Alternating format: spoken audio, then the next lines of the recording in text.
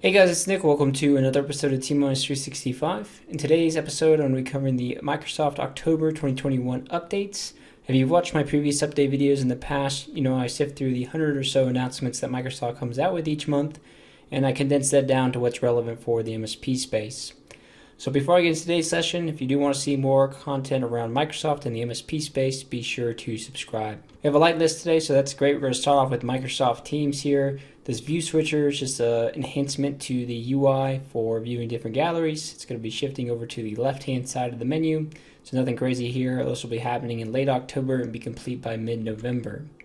They're also introducing a co-organizer meeting role so that you can assign a co-organizer to up to 10 specific people, and they'll have certain permissions like being able to access and change the meeting options, bypass the lobby, admit people from the lobby, etc.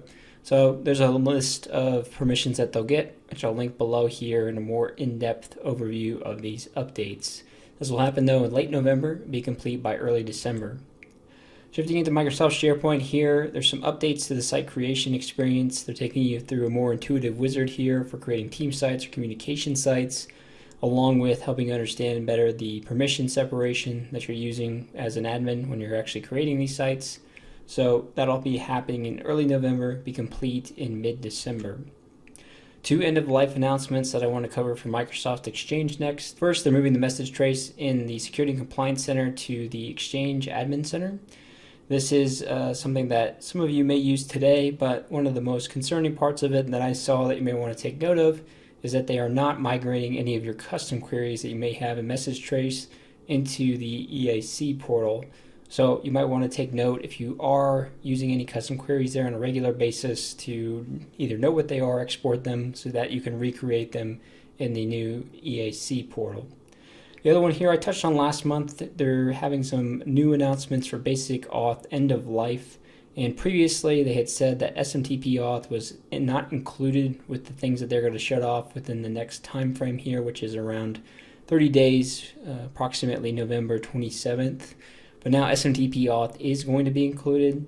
I have a whole article on my blog that covers some of the alternatives you can use, including the per user SMTP auth or using direct send. That I'd recommend checking out. But just note that if you have any scanners, printers, things like that, they're using this as SMTP relay. They will be affected and they will be shut off at a tenant level in the next month. So definitely pay attention there. Last one for Exchange here, a new feature update as well. They just have a simplified DKIM configuration experience. If you've never set up DKIM, there's some custom CNAME records that you have to add for your custom domains, and they're making that easier just because they're giving you the format you need to easily copy and paste versus having to look up how to actually create that and sift through some documentation there. This feature is live now within the new Microsoft 365 Defender portal. Lastly here, from an admin exposure, we have the changes that are being made for our passwordless phone sign-in with Microsoft Authenticator. If you're not using passwordless today, you can disregard this message. But essentially here, they're making some updates to reduce the chances of inadvertent approval for unsolicited password authentication attempts.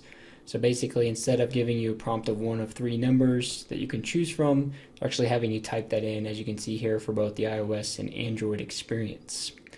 That's everything that I want to cover in today's lesson. I do have white label content available that you guys can check out as well. It's all on the blog post that I'll link out below.